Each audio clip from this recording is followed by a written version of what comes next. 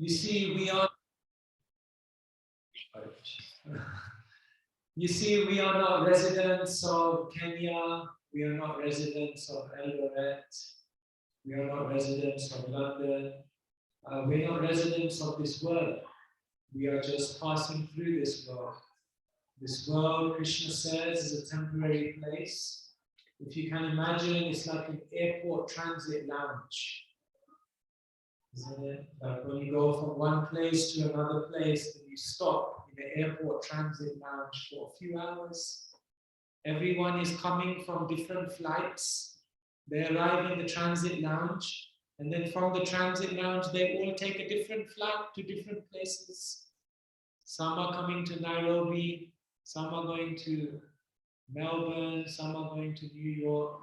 If you're really unlucky, then you go to London. So we're all going to different places. So we're here for some time. So Srila Prabhupada, he gave us this song to help us remember that we are ultimately meant to be on a journey to the spiritual world. Because the spiritual world is our true home. The spiritual world is the place where every step is a dance, where every word is a song, and where every act is an act of love. And so when we sing this song, please try to meditate on Krishna, Vrindavan, the spiritual world, and try to disconnect from this world. You can turn your phone off, you can put it on flight mode, and try now in the next coming minutes to absorb your mind in the eternal reality. Hare Krishna.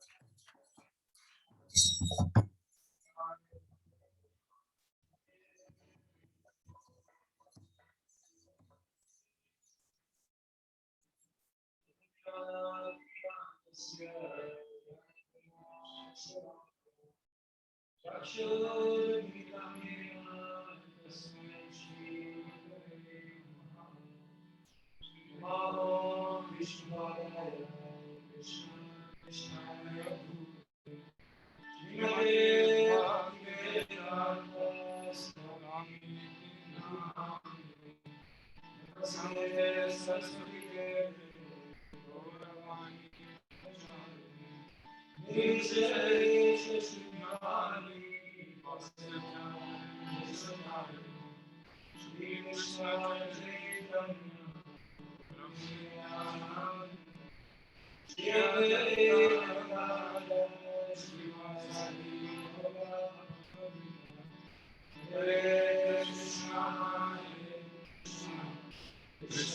Krishna Hare Hare Rama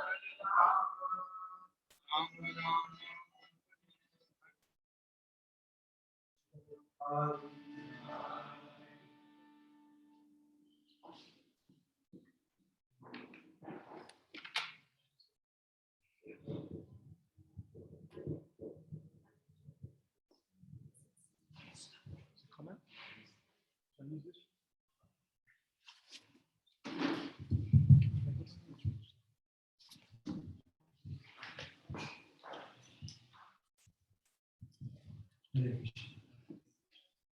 So thank you again, everyone, for coming. We will discuss a little bit from the Bhagavad Gita. And then we will also give all of you an opportunity to ask some questions.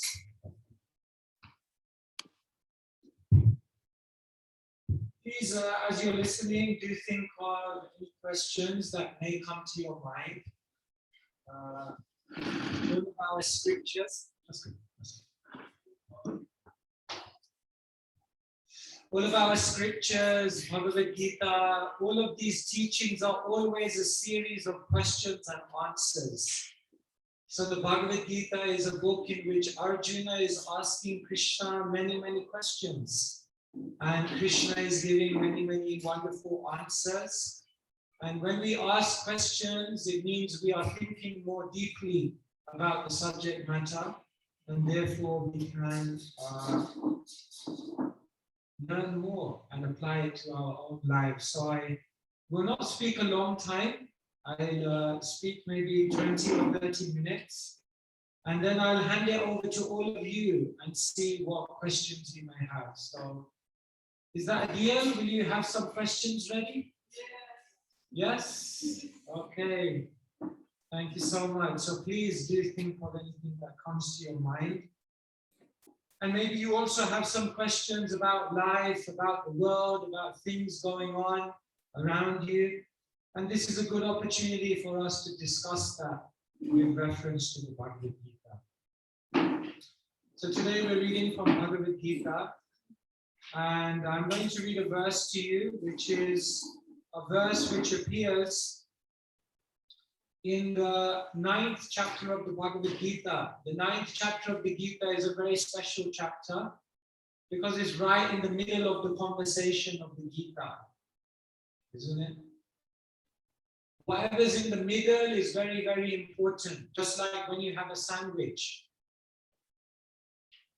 Then there's a bread on the top, bread on the bottom, but then the filling is in the middle. So if someone says, "Oh, Prabhuji, what sandwich are you eating?" You will not reply and say, "I'm eating a bread sandwich." Bread is a given. Every sandwich has bread. But what sandwich are you eating is defined by what's in the middle. Hopefully it's vegetarian. So in the same way, the 9th chapter is entitled The Most Confidential Knowledge, because Krishna is giving the essence of what is the meaning of life in this chapter. I'm going to read one verse for you. It's a very, very beautiful verse. And the Sanskrit goes like this. Rajavidya Rajaguyam Pavitram Idamutamam Pratyakshapatamam Dharmyam Susukham Kartamavyayam. Any of the boys know this by heart?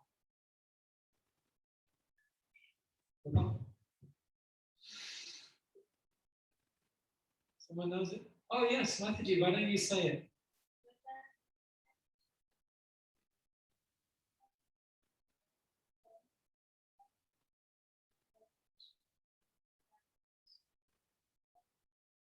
Wonderful, that deserves a round of applause. Thank you so much. Yes, this is a very beautiful verse. So you can understand some of the words you can understand immediately, isn't it?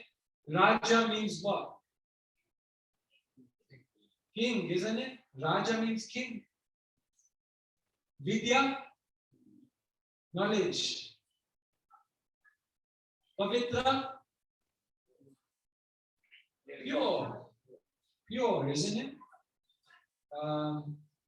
Guyam, that's the more difficult. It's not Hindi. He's thinking of a Hindi equivalent. Guyam means confidential. Let me read the translation for you. This is chapter number 9, text number 2. Krishna says to Arjuna, this knowledge is the king of education, the most secret of all secrets. It is the purest knowledge, and because it gives direct perception of the self by realization, it is the perfection of religion. It is everlasting, and it is joyfully performed. So Srila Prabhupada, he gives a very, very long purport. But I'm just going to read one paragraph of his commentary on this verse. Please listen carefully. Generally, people are not educated in this confidential knowledge. They are educated in external knowledge. As far as ordinary education is concerned, people are involved with so many departments: politics, sociology, physics, chemistry, mathematics, astronomy, engineering, etc. There are so many departments of knowledge all over the world and many huge universities, but there is, unfortunately, no university or educational institution where the science of the spirit soul is instructed. Yet the soul is the most important part of the body. Without the presence of the soul, the body has no value. Still, people are placing great stress on the bodily necessities of life, not caring for the vital soul. Put your hand up here if you went to university. So, some of you must have studied engineering. Maybe some of you studied finance. Maybe some of you studied politics. Maybe some of you studied law. Am I missing anything? There must be some medicine, medics, pharmacy. Am I missing anything? Economics, agriculture, politics. Watch out, politics. Isn't it so many people? I also studied. When I was 18, I went to University College London. So University in London. And I studied computer science and management. So I also studied for 3 years at university. But then I decided to make a career change. So we study so many different departments of knowledge, but here Srila Prabhupada, commenting on Krishna's verse, is saying that there are so many different types of knowledge in the world, but people have not understood the most important knowledge, the most fundamental knowledge, the knowledge which will ultimately help you to find real happiness. And what is that knowledge? Knowledge of who you are, knowledge of who is God, and knowledge of how to establish your relationship with Him.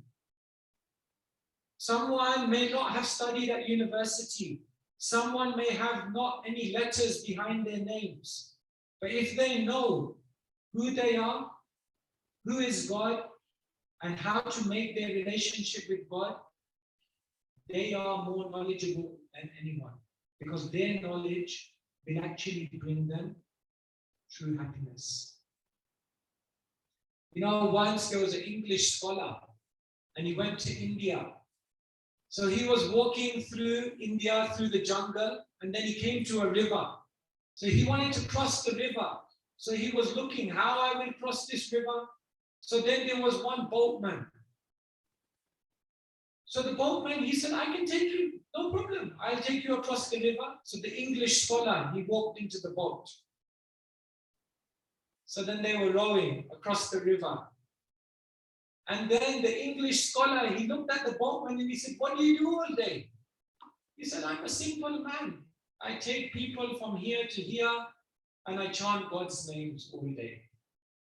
The scholar looked at him and said, did you in your life not study chemistry, biology, and physics?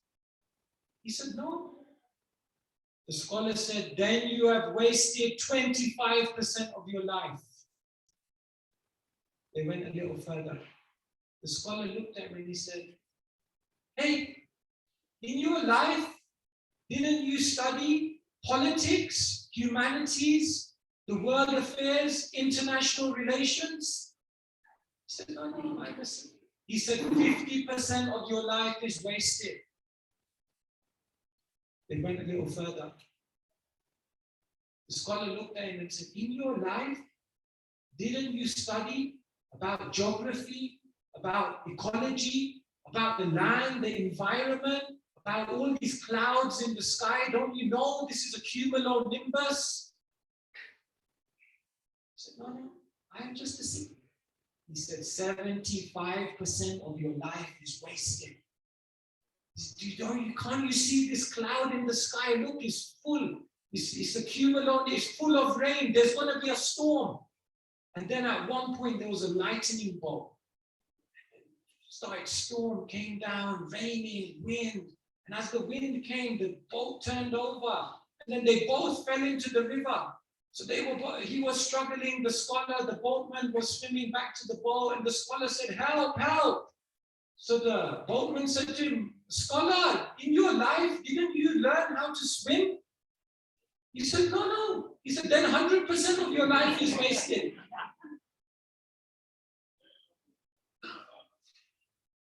You learn so many departments of knowledge.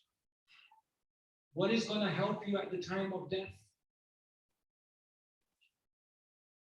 Is knowledge of management going to help you at the time of death? When you have some problem in life, is knowledge of geography going to create mental peace in your consciousness?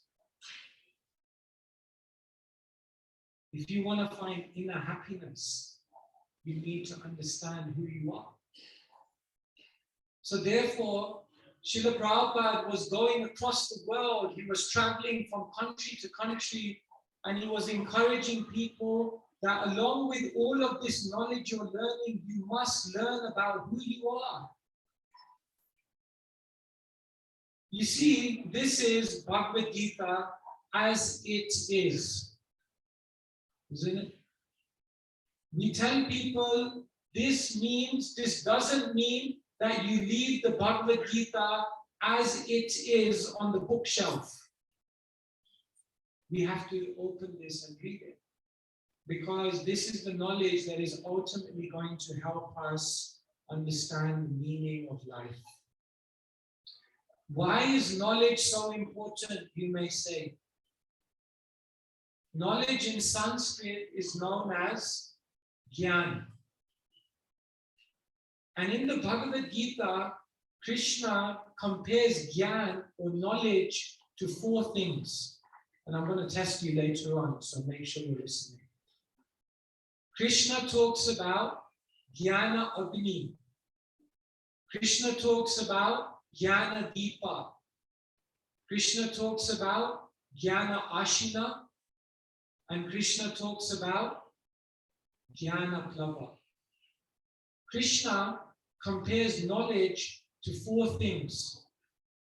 The first thing Krishna says, Jnana Agni. What does Agni mean? Fire. Krishna says knowledge is like a fire. Can anyone tell me why is knowledge like a fire? Do you have any idea? Anyone? Why does Krishna compare knowledge to fire? What does fire do? burns. So if knowledge is like a fire, what does knowledge burn? Ignorance? Anything else? Ego. Burns your ego, burns your ignorance. For something more specific. Krishna says in the Gita, Jnanagni karmadagdhanam tam ayur ahurprava.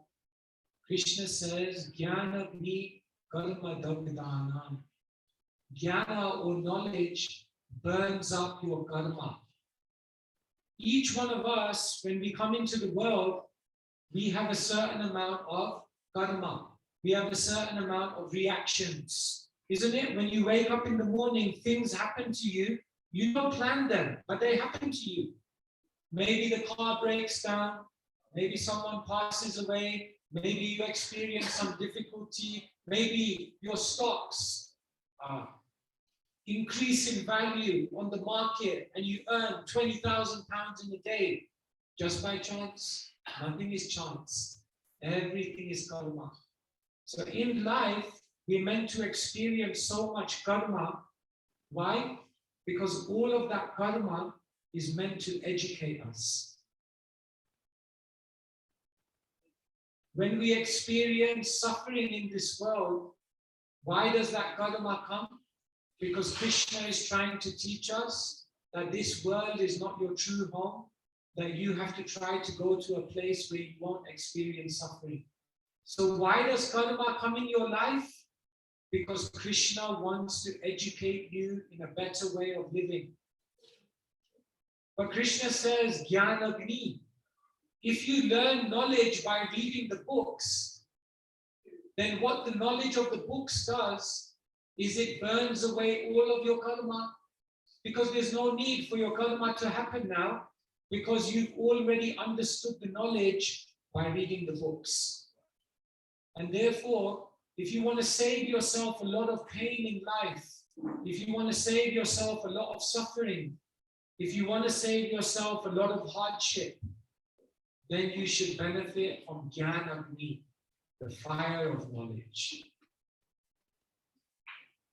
Krishna goes on and he says, Jnana Ashina.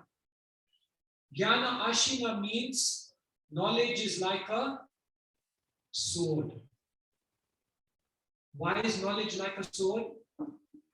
Because knowledge cuts all of the doubts that are in your heart. Do you sometimes have doubts about different things? You have doubts about other people. You have doubts about the world. You have doubts about your future. You have doubts about God. Does he really exist? If he exists, why is there so much suffering in the world? We have so many doubts, so many confusions, so many things we don't understand. So Krishna says knowledge is like a sword. And when you read this knowledge, all of your doubts, all of your confusions, all of your misunderstandings of life automatically are cut down. You know, the biggest question people ask in life, why do bad things happen to good people? And what they really mean is, why do bad things happen to me? Because I'm a good person. So when you have jnana, then it acts as a sword, because what it does is it cuts all of your doubts and it cuts all of your misconceptions.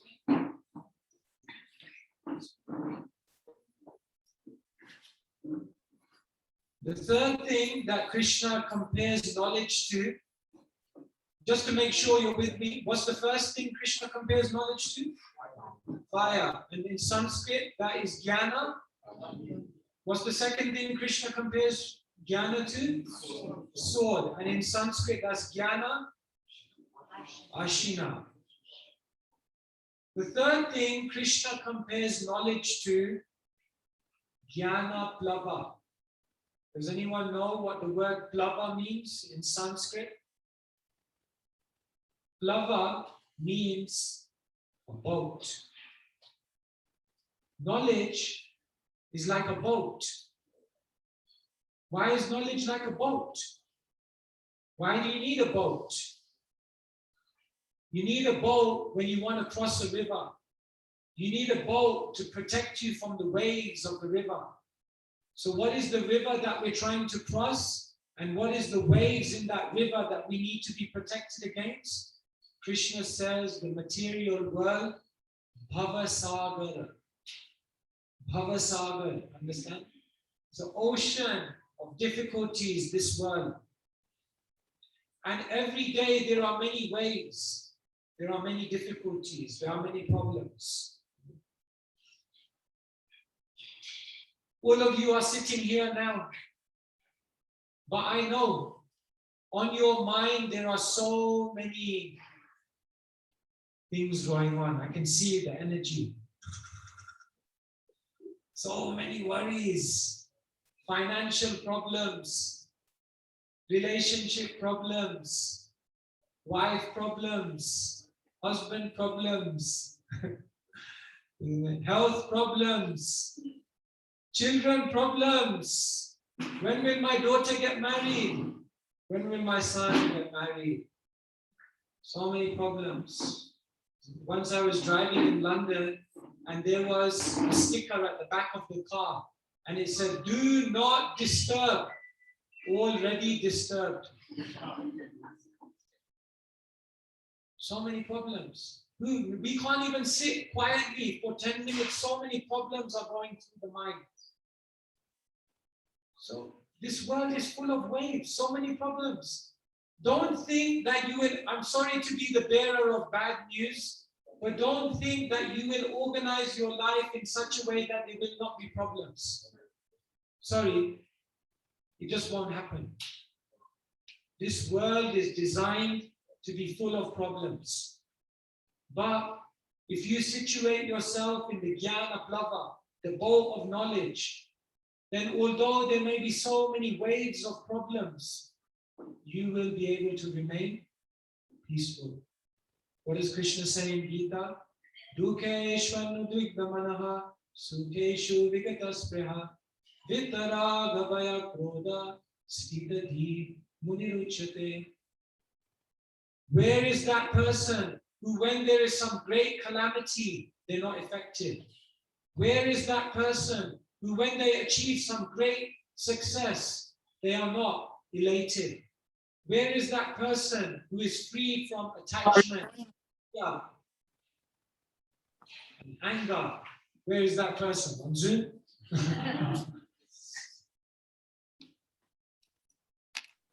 That person is the Stita Dhi Muni, the sage of the steady mind. If you can conquer the mind, you can conquer anything. You know what the mind is like? The Niti Shastra explains what the mind is like. Margatasya surapanam tatra vrishchikatam sanam tan madhye bhuta samcharo yadva tadva bhavishyati. You want to know what your mind is like? Margatasya. Have you ever seen a monkey?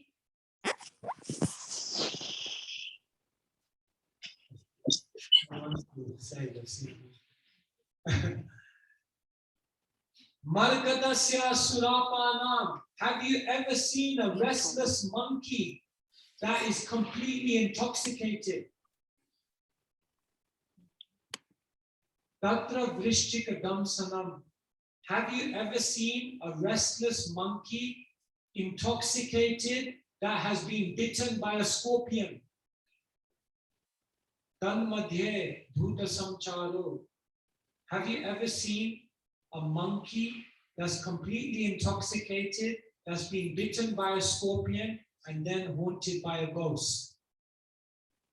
Dear friends, welcome to your mind. Niti Shastra says, Yadva tadva bhavishyati. Who can understand what such a monkey will do next? The mind is like that. At any moment, the mind can come up with a crazy thought. The mind can make heaven out of hell and hell out of heaven. Isn't it? How do you control the mind? How do you control all this energy going through the consciousness? Jnana Plava. You have to sit in the boat of knowledge. Then you will be peaceful. You can't be peaceful any other way. You must be in knowledge. And then finally, Krishna says, Jnana Deepa. Knowledge is like a lamp. Why is knowledge like a lamp? Imagine right now there would be a power cut in Eldoret. You have power cuts sometimes? Every week. Everything goes dark. Then what's the first thing you do? In olden times, we would light a candle. In modern times, you get your mobile phone, you put the torch on it. Whichever one it may be, Jnana Deepa. This world is very, very dark, isn't it? Kali Yuga. Understand? Kali Yuga. We're living in the dark age. So knowledge is like a lamp. It gives light. It helps you to understand. How will you walk through this world without hitting anything? You see, if there would be a power cut here and you would start trying to walk, there's a good chance that you're going to hit this post here. You see this one here? And if you hit this post, it might be a little bit painful. If there's no light in this room, not only will you hit the post, but you won't be able to find, oh, the exit is over there. That's how I need to get out. You won't be able to see. So when we're in this dark world, Jnana Deepa, knowledge is like a lamp, which helps you to understand what are the things that you should beware of, what are the things that you should avoid, what are the things that you should be careful of, and where is the exit to get out of the world. But without Jnana Deepa, without the lamp, you will not be able to see the exit. You will just keep going round and round. Nitya samsara, right? Round and round in the material world, again and again. So Krishna says you have to try to get out. Tamasi ma jyotir gama. Mritto ma amrita gama. Go from darkness into light. Go from temporality into eternity. So this is why Krishna here in the 9th chapter of the Gita is saying that knowledge is the king of education. Because no other knowledge will act as a fire. No other knowledge will act as a sword. No other knowledge will act as a boat. And no other knowledge will help to act as a lamp. Does that mean that no one should go to university, no one should go to school, no one should become a doctor or accountant, nobody should learn about agriculture? No. I personally am very happy that people went to medical school, because when I'm not well, I'm looking for a doctor. I'm very happy that people learn engineering, because when the car breaks down, I'm looking for a mechanic. We're very happy. By all means, learn all of this knowledge. But remember, if you don't learn to swim, then 100% of your life is wasted. Therefore, Krishna says, all of the knowledge of this world is like many, many zeros. Isn't it? Someone may say, I have a BSc, 1 0. I have an MSc, okay, let's put another 0. I have a PhD, let's put another 0. But if they then say, I have the knowledge of the Gita, you can put a 1 in front, and then all of those zeros count. Otherwise, you can be BSc, MSc, PhD, MAD.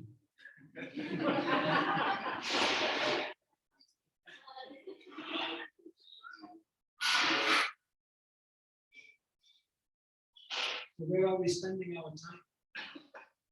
So many of us here, we grew up with Bhagavad Gita. We grew up with this knowledge. How many of us took the time to study? How many of us took the time to read? How many of us took the time to understand this beautiful knowledge and how it can change your life? One parent, he came to me, he said, "You teach my son Bhagavad Gita. He's 5 years. I want him to learn Bhagavad Gita." I said, "Uncle, have you read Bhagavad Gita?" He said, no, I want you to teach him. I said, "But have you read?" He said, "Don't ask me." No, have you read? Have you read? I grew up with this. What are we teaching? What will you teach? You think your child will take up Bhagavad Gita if you're not practicing right? So this is Srila Prabhupada's message, that human life is very durlabha manava janma, isn't it? Human life is very rare. What is human life meant for? Human life is meant to understand, who am I? Who is God? What is my relationship with Him? So we should take it seriously. It's a great opportunity. All of you have taken time. You could be doing so many things on a Saturday evening. I'm sure in Eldoret there are many places to go on Saturday night. There are many things you could be doing. You could put your feet up at home and watch the TV, but you all made the effort to come here. Why? Because this place is a very special place. This is not just a building in Eldoret. This is an embassy of the spiritual world. Did you know you were visiting an embassy this evening? Today, this evening, you have visited an embassy, and we can issue you with the visa to go back to the spiritual world. But every visa has a price. It cost me £51 to get a visa for Kenya. Yeah. What to do? I had to pay. And even then, the immigration gave them problems. It cost me £51 to get a visa to come to Kenya, British passport. Today, you've come to the embassy of the spiritual world, and Srila Prabhupada is giving you the visa, but you have to pay the price. And what's the price? Bolo Krishna, Bhajo Krishna, Goro Krishna Shiksha. Isn't it? Prati ghare ghare giya magiye bhiksha, Bolo Krishna, Bhajo Krishna, Goro Krishna Shiksha. Told his followers, Mahaprabhu, who is Krishna, Chaitanya, another day we'll discuss. He said, Prati ghare ghare giya, go to every home. Magiye bhiksha, and ask for one donation. What donation do we want? All your money? No. You can give if you like. We won't say no. No, we only want one donation. Bolo Krishna. Just chant Krishna's names. Bhajo Krishna. Do some service for Krishna every day. Every day you're eating. Can you not offer it to Krishna for 5 minutes before you eat? Then it becomes Krishna. Amazing. Follow Krishna Shiksha. Follow Krishna's instructions. Is it difficult? Open the Gita. Times of India is going on. Internet articles are going on. Read Bhagavad Gita. This is the news of the spiritual world. It's a great opportunity. It's so easy. And so let us not be like the English scholar who learned so many things but didn't learn how to swim. Be like the simple boatman who understood What is the real goal of life? Because Durlabhamana Janma, human life is very rare. And if we don't do it this time, you have to come back again. Life is not easy in the material world. You know as much as I know. So therefore Krishna says, Nata Bhashayate Shuryo Mashasham Kunapalaka Yadgatva Nanivartante Tathama. Why don't you try to go to that place where there is no need of any sun or moon or electricity, that place which is fully illuminated with light, and the place in which one can fulfill happiness that they're looking for. That is Vaikuntha, the place of no anxiety. So please come to the embassy again and again, pay the price, get the visa, and then make your life successful. This is the real purpose. Hare Krishna, Krishna Krishna, Hare Hare, Hare Rama, Hare Rama.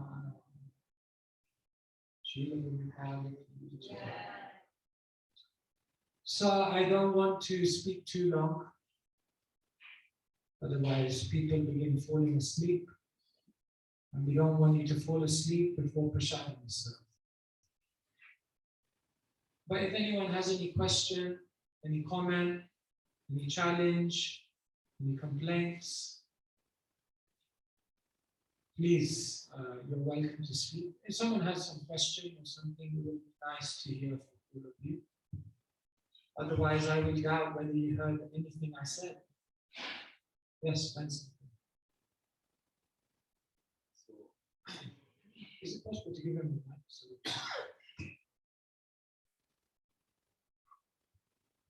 My question is, we were speaking about knowledge. But sometimes we hear knowledge, we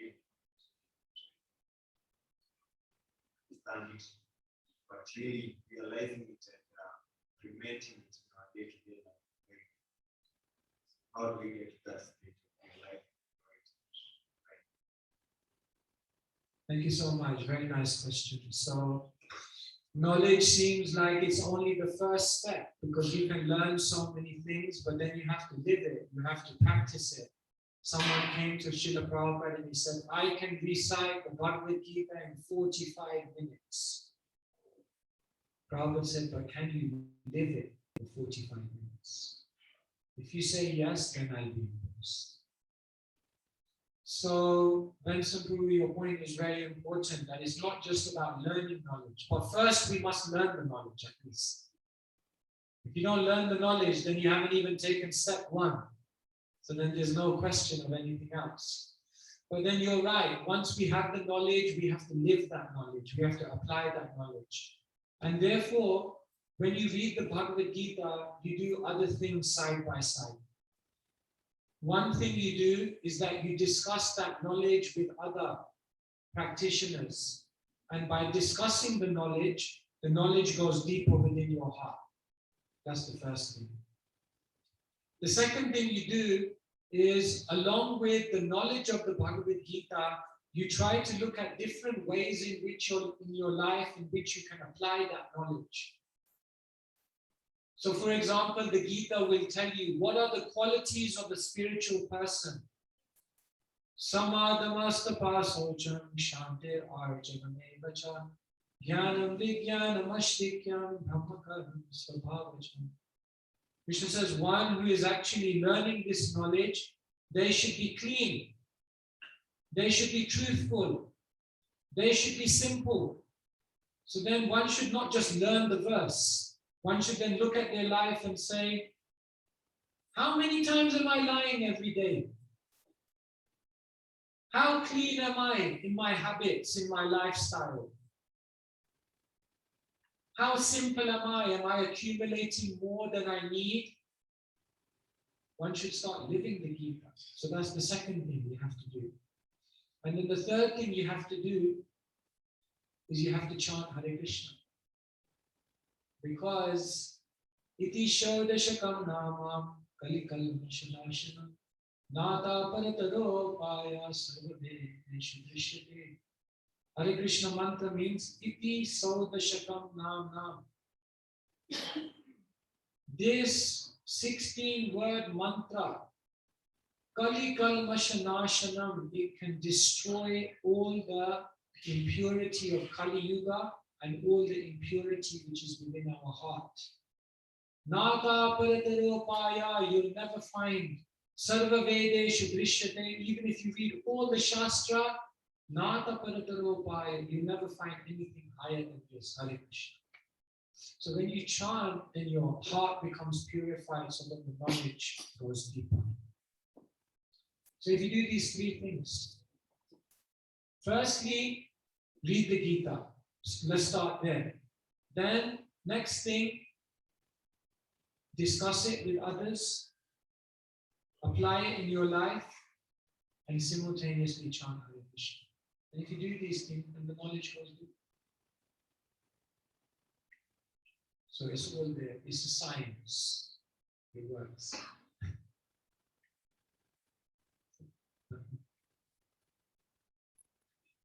You can follow up if you like. This is what we call enlightenment.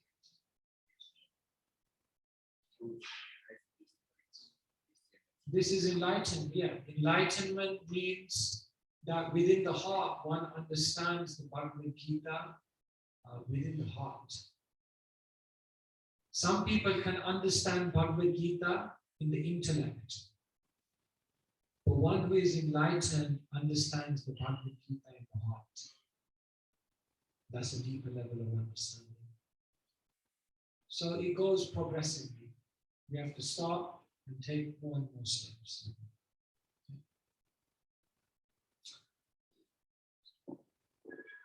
Finish there? Okay, so we'll finish there. Thank you so much for your time and your attention. And we hope you'll take it seriously. I'll just say one final thing. If you read 2 verses of the Bhagavad Gita every single day, 2 verses, it will no. 2 verses of the Gita, it will only take you 10 minutes, then you will finish the entire Gita in 1 year. Why not do it? Make a resolution. Transform your life and make everything beautiful. 2 verses every day, finish the Gita in a year, and then you will see how life begins to change. Hare Krishna, thank you so much. Hare Krishna, it's great Sutapa Prabhuji. I was in the corner there attending to someone. I heard Sutapa Prabhu speaking about a bread sandwich. So I thought, is he distributing sandwiches? So I came, running. So thank you very much, Sutapa Prabhu, for this enlightenment. So tomorrow's program will have Kirtan from 11:30 a.m. to 12:30, followed by Aarti. And then Sutapa Prabhu will give another class from 1 to 1:30. It will be kind of short because we have to rush to Nakuru.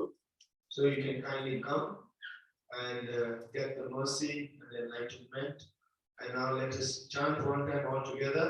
Hare Krishna, Krishna Krishna, Hare Hare, Hare Rama, Hare Rama, Rama Rama, Hare Hare.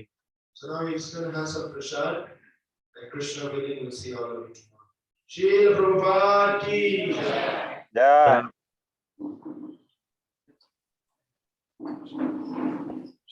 Sutapa Prabhu ki jai. Jai.